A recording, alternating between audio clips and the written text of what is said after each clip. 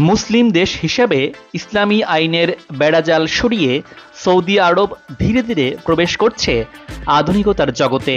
মক্কা ও মদিনার দেশ crown prince Mohammed বিন সালমানের হাত ধরে একের পর এক বেড়াজাল টপকিয়ে দেখাচ্ছে নতুন দিশা। বিশ্ব সুন্দরীর মঞ্চে প্রতিনিধি পাঠানো থেকে শুরু করে সৌদিতে সুইমিং কস্টিউমের র্যাম্প শো করে ইসলাম বিশ্বকে চমকে দিয়েছে সৌদি আরব। আধুনিক সৌদি আরবের এবার আরও এক ধাপ এগিয়ে যাওয়ার পালা। এবার নাইট ক্লাব খুলে গেল সৌদি আরবে।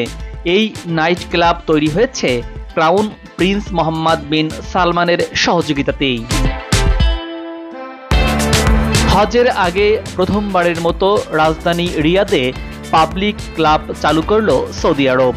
ক্লাবটির নাম বিস্ট হাউস। তবে ক্লাবটির সদস্য হতে হলে মানতে হবে বেশ কিছু নিয়ম কানুন, সেই সঙ্গে গুনতে হবে মোটা অঙ্কের টাকাও, এমন খবর প্রকাশ করেছে সিয়াসাত ডেইলি। সৌদির এই পাবলিক ক্লাবে অত্যন্ত বিলাসবহুল ইন্টেরিয়র তৈরি করা হয়েছে। এছাড়া বিলাসবহুল সুযোগ সুবিধাও দেওয়া হয়েছে। যারা এটি তৈরি করেছেন তারা আশা করছেন এটি ক্রমেই শিল্প ও সংস্কৃতির কেন্দ্র হয়ে উঠবে। এই পাবলিক ক্লাবটিতে অনেক স্টুডিও রয়েছে, একটি ডাইনিং এরিয়াও তৈরি করা হয়েছে। অনেক ডিজে এবং সঙ্গীত প্রযোজকও এখানে উপস্থিত রয়েছেন, যা এই গোটা পাবলিক ক্লাবটিকে আরও আকর্ষণীয় করে তুলেছে।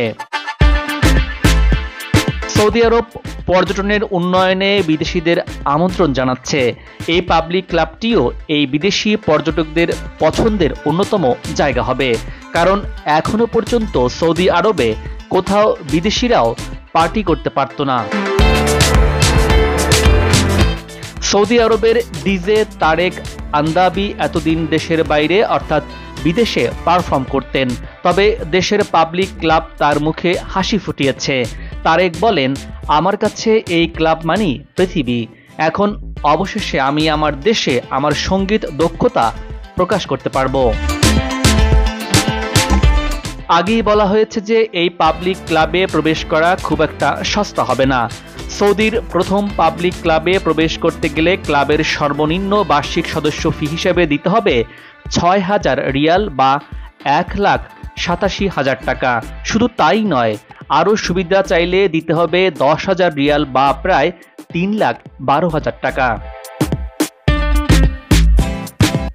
যাবতীয় বিধি নিষেধ ভেঙে এই ক্লাবে ঢুকতে দেওয়া হবে নারীদেরও।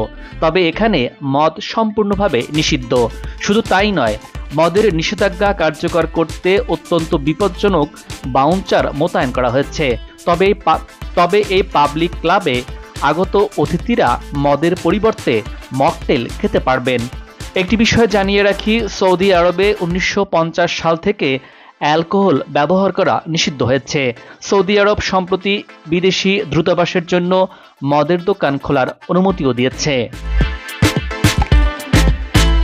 সব বাধা ভেঙে এই নাইট ক্লাবে নারীদের প্রবেশাধিকার দিয়েছে সৌদি প্রশাসন। এই সিদ্ধান্তের মধ্য দিয়ে নারীরা বলছেন তারা নতুন জীবন পেয়েছেন। ইসলামিক দেশ হওয়ায় সৌদি আরবে মদ নিষিদ্ধ, তবে এই নাইট ক্লাবে অতিথিরা মদের বদলে মকটেল উপভোগ করতে পারবেন। মদ্যপান ঠেকাতে বাউন্সার মোতায়েন করা হয়েছে এই ক্লাবটিতে।